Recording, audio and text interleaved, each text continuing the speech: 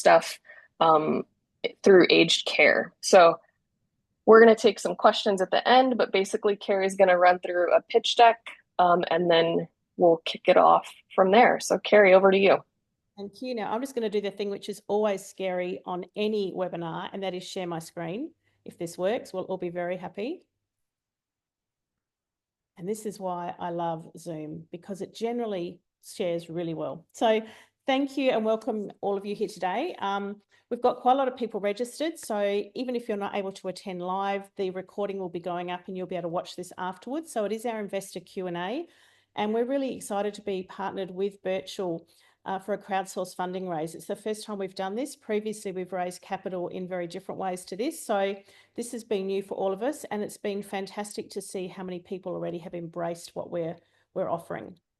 So as Darian said, I'm Kerry. I'm the CEO and Managing Director at the Chooze Shop. So a very warm welcome to our first Birchal Investor webinar. It's very exciting. You'll see at the bottom of the screen, I do have the crowdsourced funding risk warning. We include that on everything because obviously we want people to understand the risks of investing in early start businesses. So please make sure before you make any decision to invest that you do read the offer document, which will be available a little bit of time, and consider all of those different components to it before you finalise your decision. So I want to talk to you a bit about, I suppose, Chooze, who we are, where we've come from and why we exist. Now, I'm not the founder of Chooze. I came into the business at a time of some significant change, and I was very passionate about what Chooze was doing. You know, I'd worked in corporate for many years. I'd worked as one of those corporate drones where I was in a business which was very, very focused on revenue and profit, which is never a bad thing. But I always felt like there was something missing. And I started doing some work with Chooze. And when I met the team and understood what they were trying to do and where they came from and why they were doing it, I really felt like I'd found my new home. So we're here to transform the access to assistive technology, consumables and medication through transparency and choice. We're here to really simplify what in the past has been a very complex purchasing process and system through both NDIS and aged care, because we truly believe that the people who rely on these systems deserve something better. And unless you've been living under a rock in Australia, over the past probably 12 to 18 months in particular, there's been a massive amount of media focus on some of the challenges in particular the NDIS has been facing around things like price rorting and people not putting people first, and you know, just really doing some poor things with government funding that is supporting a very disadvantaged and perhaps, I suppose, most vulnerable portion of our community. And we really saw an opportunity to do something different. You know, we've got strong values in Chooze and we really lead with those. And I've got them listed at the bottom of the page. But one of the things I first thought about when I came into Chooze was, what would it be like to be in either of those systems and making purchasing decisions? You know, you receive money from the government for your NDIS plan or money from the government for aged care, but then where do you go from there? And I just had this picture in my head of, you know, a family member or someone that was caring for someone either that was in the disability sector or in aged care. And I think all of us can relate to one or both of those. And imagine what it would be like spending their day looking after the caring needs of that person, perhaps working at the same time, and then coming home at night and having to try and find out where to source good quality assistive technology, the supports they needed. And I imagine them having millions of tabs open on a Google screen. And I know that would be the last thing that I want to do at night, having to try and remember where they saw that product, what price it was, are they the same, am I going to get it approved? And we really thought there has to be a better way. And that's where Chooze came from. The original founder was actually someone who had a child with a profound disability and who really, really struggled to find good quality products easily and be sure that they were buying the right things at the right price, that they were going to be approved. So it really started from lived experience. And I think that's where a lot of great businesses do begin. Someone sees a problem or they've experienced a problem and they try and solve it by developing something themselves. So, you know, this is why Chooze is here, and it's what got us started. So the problem that we solve is very real. In the past, buying assistive technology or consumables. Now, assistive technology could be something from a walking stick to sensory aids to a ramp for your home or a rail that you need to put up in your bathroom, right through to really complex things like hoists to help people get in and out of baths, or technology to help them drive their car by themselves. So as you can imagine, if you come into that environment, it's very complex, it's very fragmented, there's lots of different websites, lots of providers. We also know that there was a real lack of pricing transparency, and most of you probably would have heard in the press at some stage a phrase called the NDIS tax, where providers were putting a massive amount of markup on products simply because they were targeting the NDIS. And, you know, to some degree, I believe that will happen with aged care as well as the model changes. So we wanted to solve those first two things. Then we understood that there was this massive, overwhelming admin burden for participants, clients, providers. You know, imagine trying to keep receipts and scan them and upload them into different portals. And then you go down the other path where, are the products I'm buying even of the right quality? Do they meet Australian standards? And I know people were ordering off of Amazon or even off of Temu because they could go on there and see a whole heap of products, but they don't actually know whether they're going to meet Australian standards. So these are real problems that we wanted to address. And as I said, came from a place of experiencing them personally by our founder. So then what we did, we went, okay, to solve this, there has to be something that is fit for purpose. You know, it's built specifically for this market. So we've pulled together our platform called Chooze, obviously, and it's built on it's all an online platform. So we don't have a store. We don't hold our own stock. What we do is we bring together hundreds of different Australian-based sellers, all with these products to meet the needs of these two sectors. So before us, there was really complicated and fragmented purchasing, as I said before. Lots of different sites, different rules around how you could pay, whether you had to have a purchase order first. The invoices all look different. So it was really, really sort of just people would struggle with it. And I think a lot of the time, maybe they might not even put in a claim to get their money back because it was just too hard. So what we then did was said, okay, what would solve that problem? So we've built this one central purchasing platform that meets the needs of both the NDIS and aged care. All the invoicing has been built to meet the needs of those two sectors. So it's compliant in the sense that it has all the information they need to claim, and it also gets stored for them so they have an audit trail. So even if later on someone comes back and says, hey, why did you buy this? You know, what was this for? They can easily find that without having to go through their drawers or boxes for receipts. Before, as I said, you can imagine sitting there with all of these different sites and trying to compare prices. Okay, so it's bad enough when you're doing something like a fridge or a washing machine for your home, let alone something that's going to have a significant impact on your day-to-day health and well-being and just how you live your life. So there was quite often no pricing transparency. Were you comparing like for like? There might have been different pricing put in place. If you said you were you're claiming for NDIS or aged care, as I said, that NDIS tax.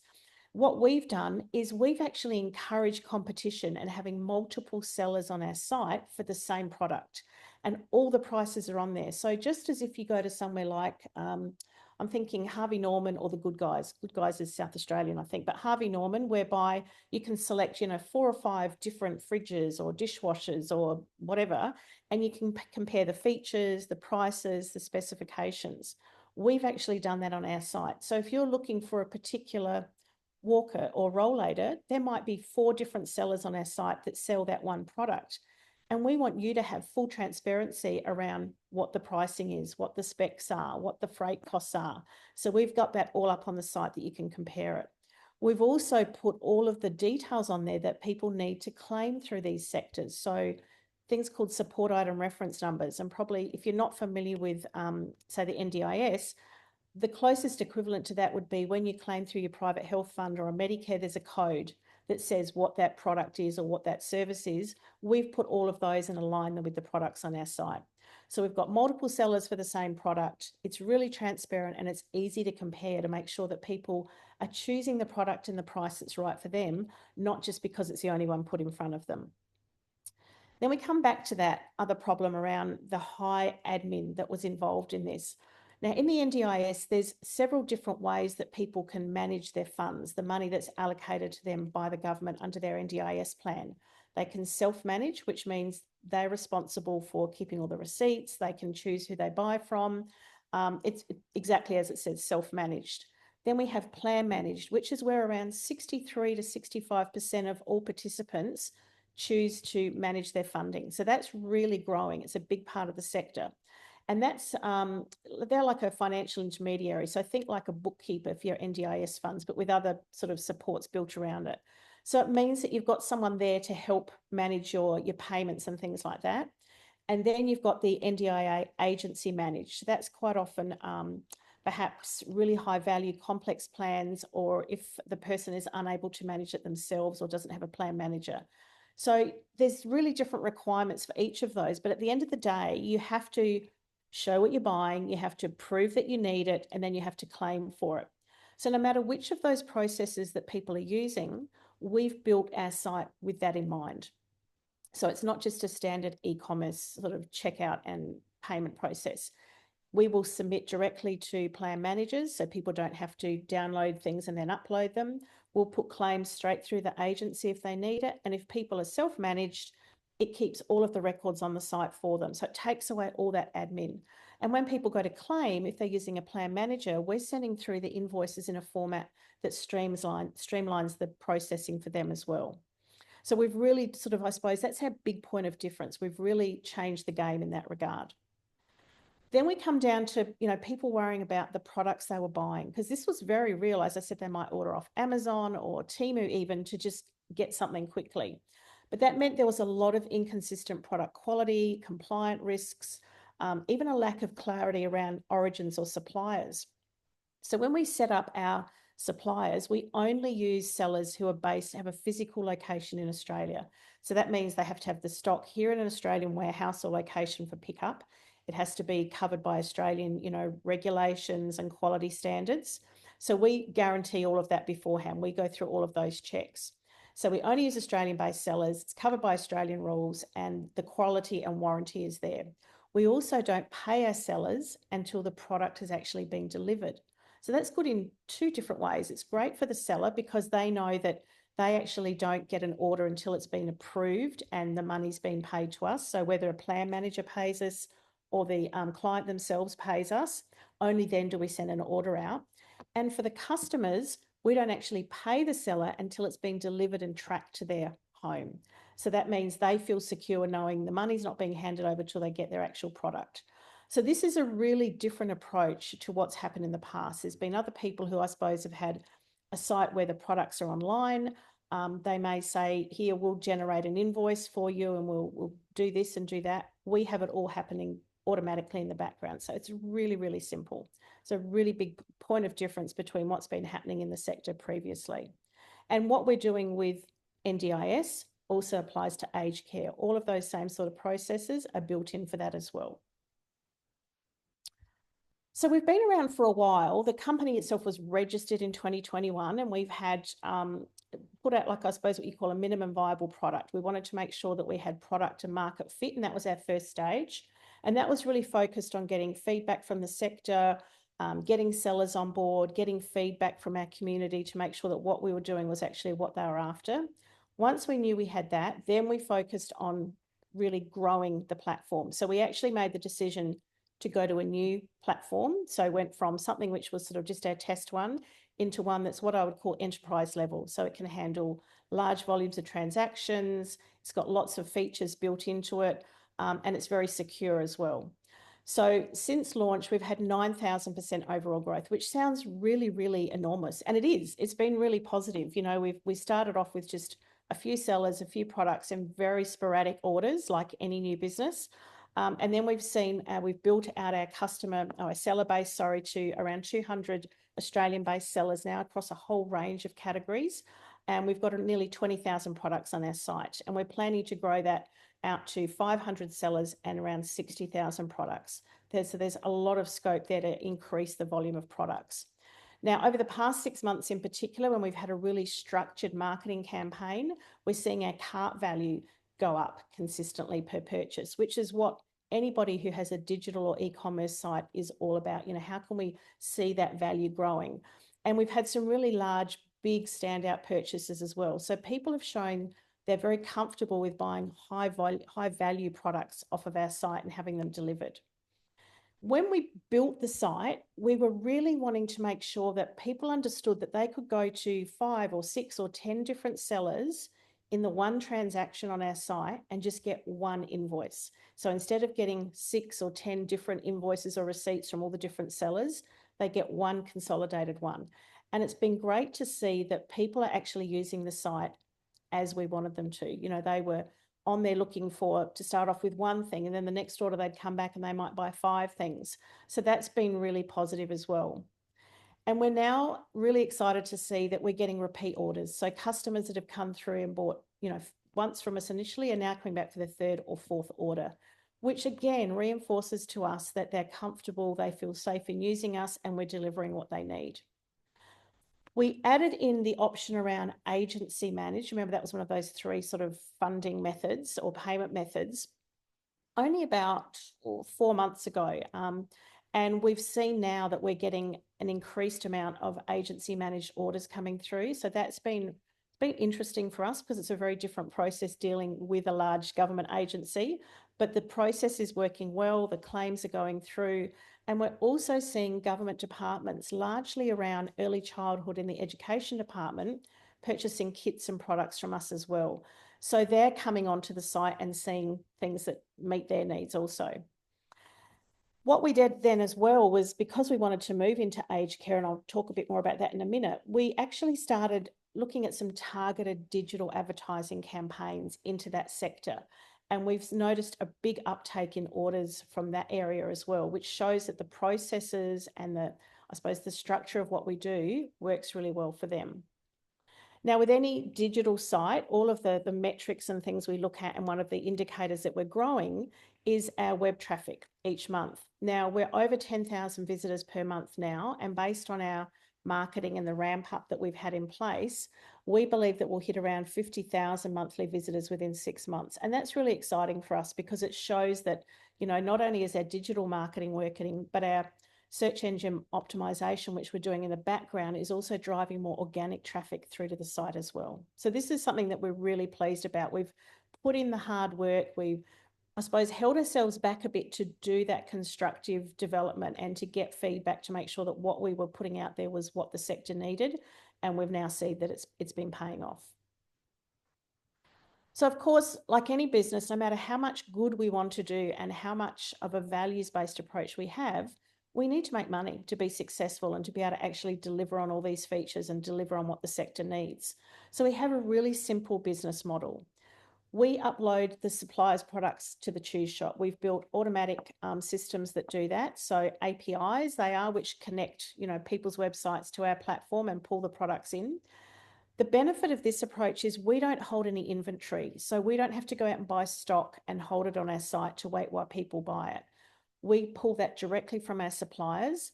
So we basically act as a sales agent for them, as a marketplace, I suppose, in one way of thinking of it, for those suppliers, putting them in front of their targeted audiences. We spend the time doing that for them, and then we handle the fulfillment. So it means that if we see a gap in our products or a need in the market, we can go out and search for a seller, bring them on, and we can have the products there pretty well straight away.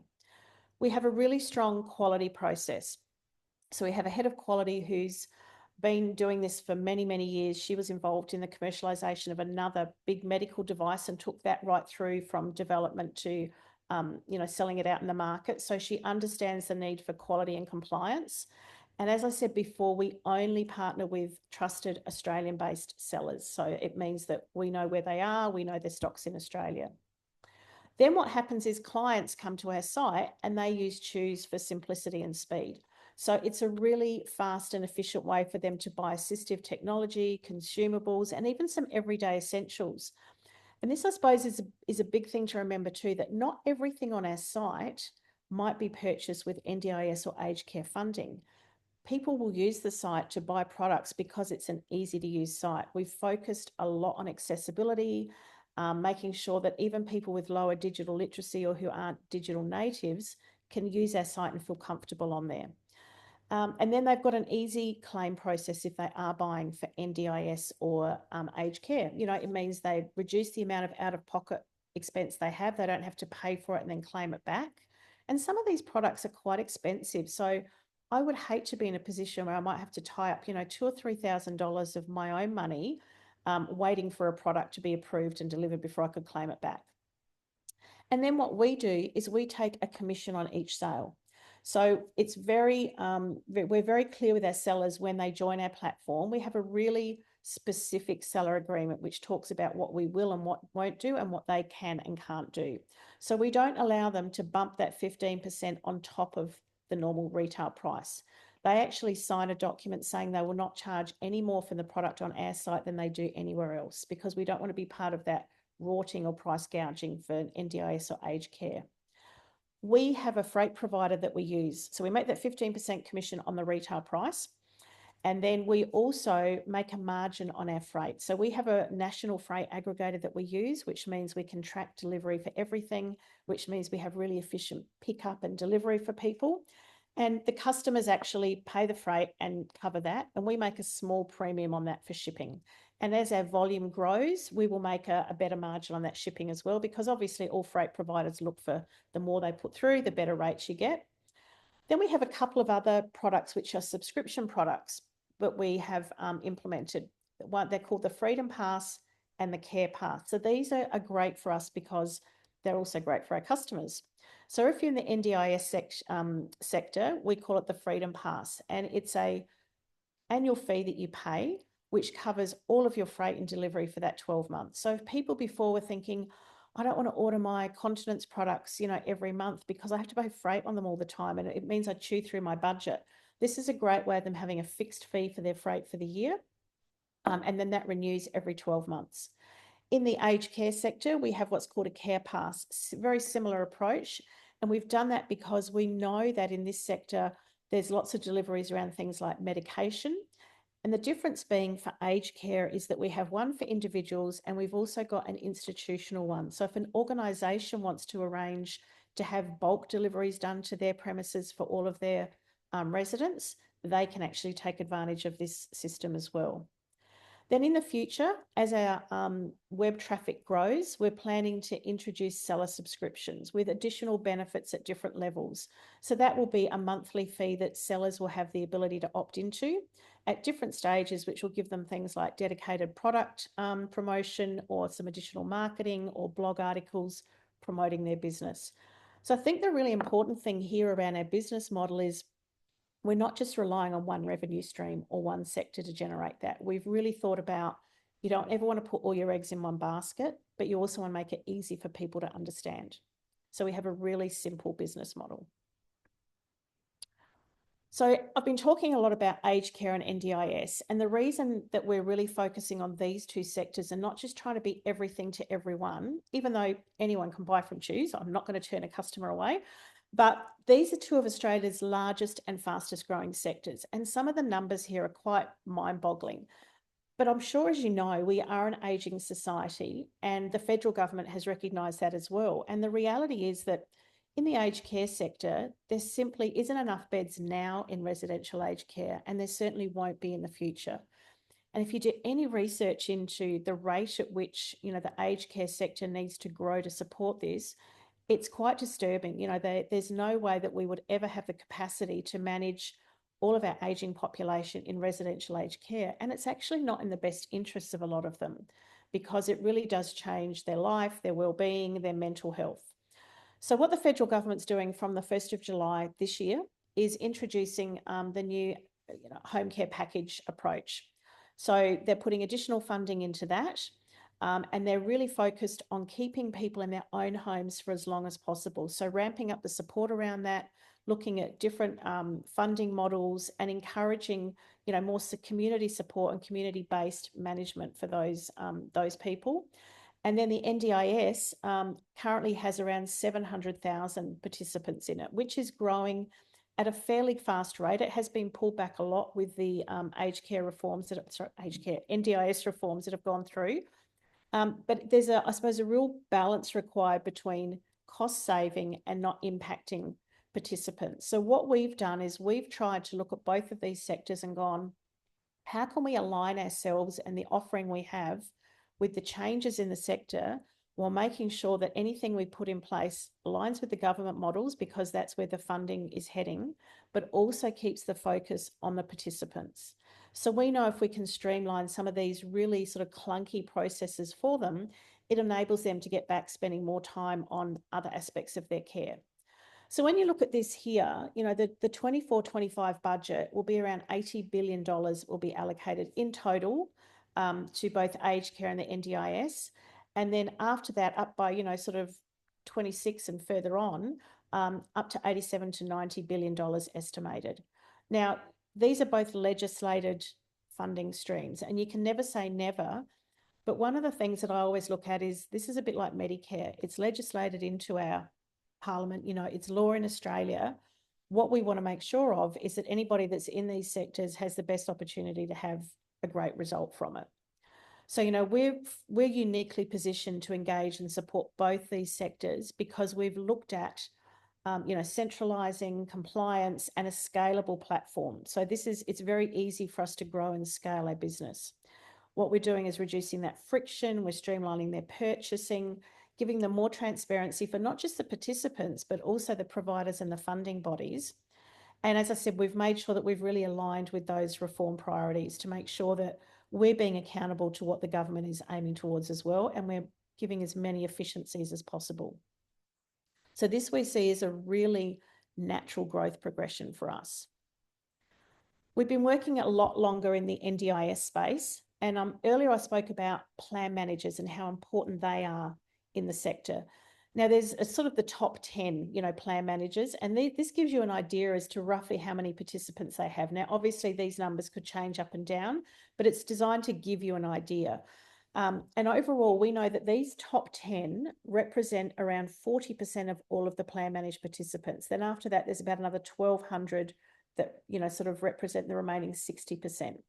So what we've done is really tried to build strong relationships with these large sort of plan managers, and plan managers will never, ever go, we're going to make someone buy from Chooze. And that's not what we're asking them to do.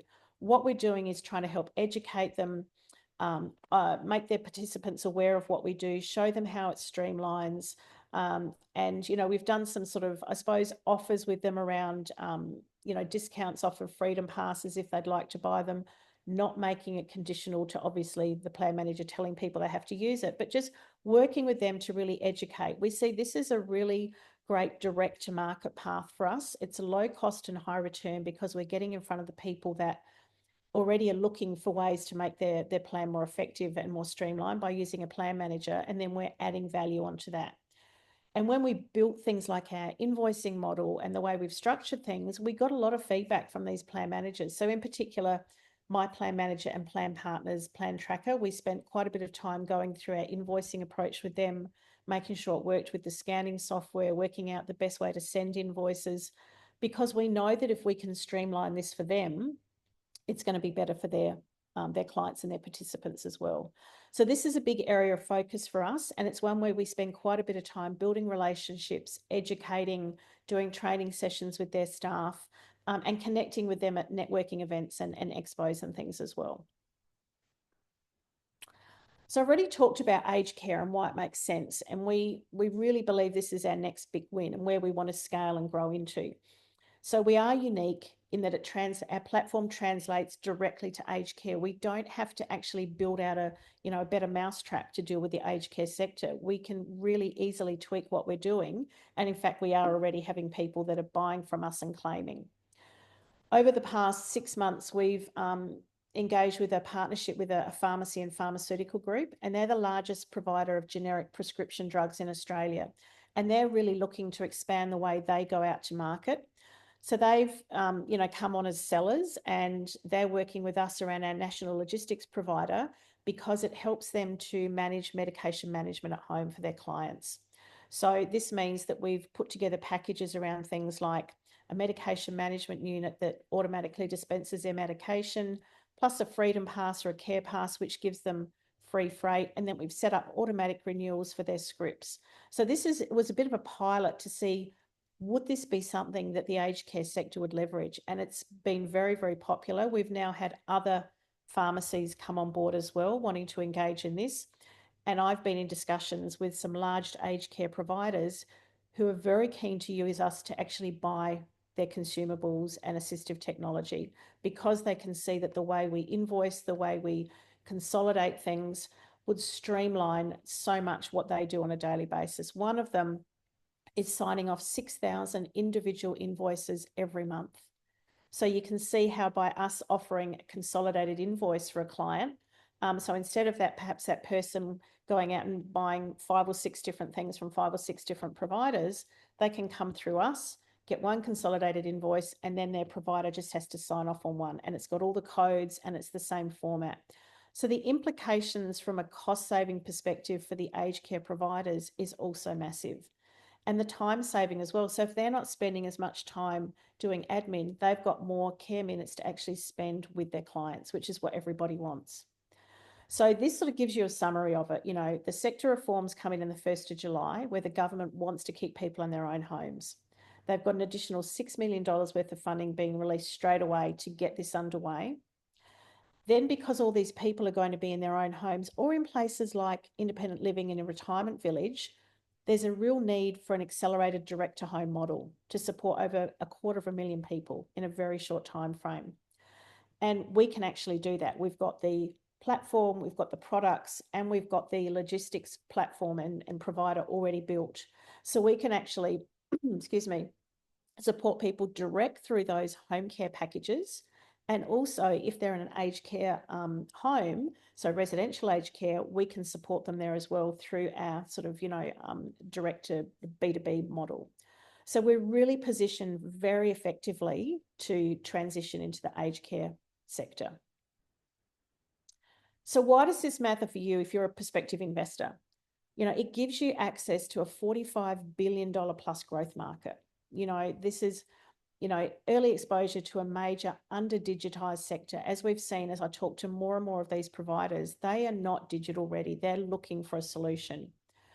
This actually gives us a first mover advantage because we're a provider agnostic digital platform. We're not linked to one particular provider or one particular shop. In fact, we want multiple providers of the same product. It really gives us a competitive edge. Our models have predictable revenue. We have annual recurring revenue. We will also have subscription around products like continence aids, and consumables like catheter packs and things like that. So people can subscribe to those and have them automatically delivered, knowing they're going to arrive at their home. They don't have to worry about when they turn up.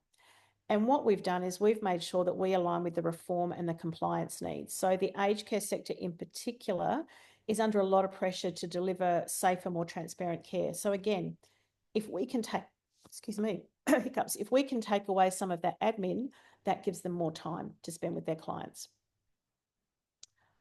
So a little bit more about us. This is our team. I call us a small but mighty team. We've done a lot with 8 people.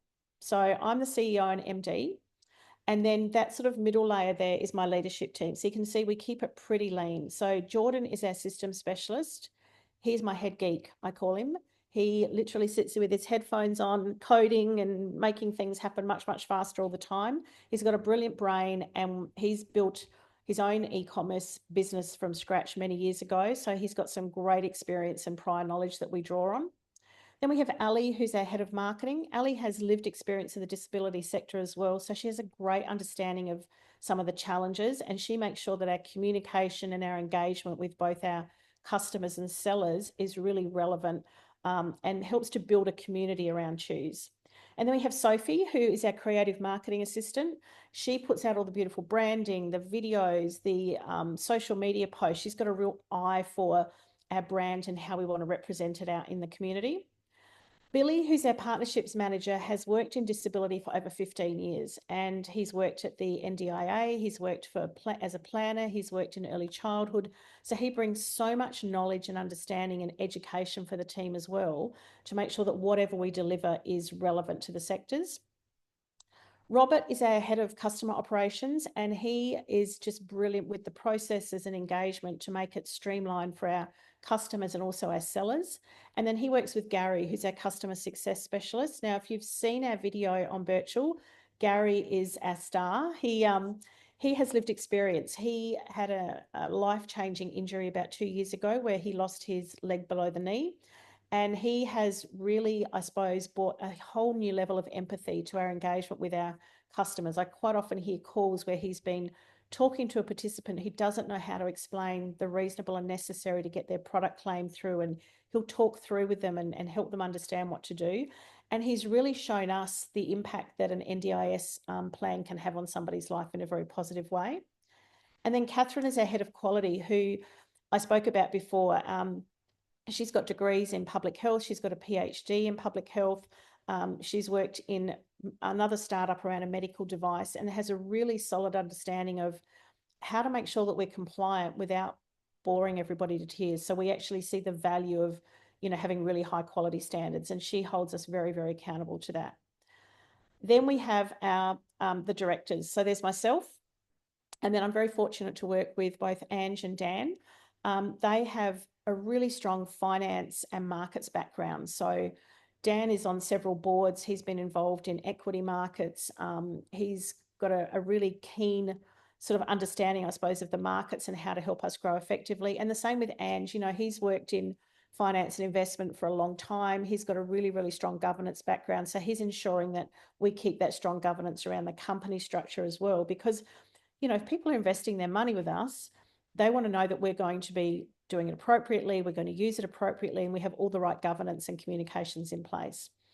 So that's sort of our, directors team as well. So, this has hopefully given you a good overview of what we do. I hope you can see that I'm really passionate about what I do and why I'm involved with Chooze. This isn't my first rodeo. Yes, I have lots of grey hairs. They're not all from Chooze, but I've got a significant background in leadership. I've run my own consulting business. I've worked in media, I've worked in government, and I've worked in higher education. So I have a great understanding of both, I suppose, highly regulated sectors and the need to be really adherent to those sorts of requirements. But I've also got a strong commercial focus. And I'm also known for my leadership skills. So bringing that team together and really keeping them moving forward and staying on track, and I suppose really being driven by our values, is something that I'm really proud of and something that I'm passionate about as well. So, that's our webinar in a nutshell. So I hope that you've, gained more out of sort of that and understand a bit more about what we do as a business overall. Thanks so much for that, Carrie. I think the thing that I liked about the most is you brought us on this journey with you, right? You talked at a really high level and then you drilled down into the details. And I think that's where folks can really start to understand your business model and begin to make smart investment decisions there. I noticed one of the things that you had mentioned was around your values and community. Can you talk to me a little bit about how you keep your community engaged and how you attract folks actually to purchase on the site? Sure. We know that the disability sector in particular, and I'm sure the aged care sector is going to be the same, is very much about community. It's about like-minded people, and it's a very, very supportive environment. I've never seen another sector like it. So what we do is we go out to things like expos. Last year we went to 9 different expos in total. It was like the road trip of all road trips. And that got us in front of people who are actually going to be using our site. And it got us in front of people who told us about the challenges they were having. So that was a great way to sort of learn more and start connecting directly. We encourage people to join our mailing list so that we can communicate with them directly on an ongoing basis. We do regular blogs. We do emails out to them on a fortnightly basis. We're part of Kenora, which is the My Plan Manager community group, and we go on there and answer questions and help people search for AT and provide resources on there as well. We run webinars. We've just done one around reasonable and necessary, and we were oversold. We had 100 people there. It was amazing. We also do a lot of social media. So we're on Instagram and Facebook, and much to my horror, because of Sophie, we're going to be on TikTok soon as well. I've finally caved and said we will go on TikTok because it's a great way for people to kind of get information in a more, friendly environment. And then with our sellers, it was really interesting. I came from a background of telephone sales, and that's how we started acquiring our sellers. We just literally got on the phone and started calling potential sellers and talking to them about what we were offering. And we cracked over, I think, about 60 sellers really quickly. We had a really high conversion rate. People were really excited. Since then, we've obviously grown, but we've found it's been almost organic. We're actually having people coming to us. They either get referred to us, or they see our posts, or they see us at events. So that's been really exciting too. They feel part of that community because we engage with them regularly. You know, we reach out to them, we email them. Gary is brilliant with them. He knows them all, I think, as friends now because he spends so much time chatting to them. So we're very fortunate that we've built a community very effectively.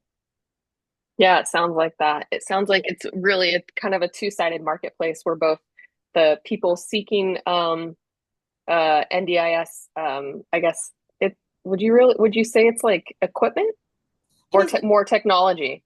equipment, basically. If you say equipment and consumables, you know, because as I said, some of it's, you know, walking sticks, rollators, wheelchairs, Sure. sensory aids, or even just toys they might want that they might not be claiming on their plan, but they want a place to come and buy them. Yeah. Yeah. I'd be curious also to understand a little bit more about what crowdfunding or investing that Chooze has done in the past. Sure. So we've never done crowdfunding before.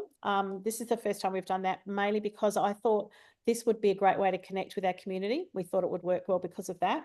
In the past, we've worked with several stockbroking firms, one out of Perth, one in Adelaide, and the old family and friends, you know, from our advisors. They have obviously a large network. So it started there, and then we went into more sort of structured capital raises.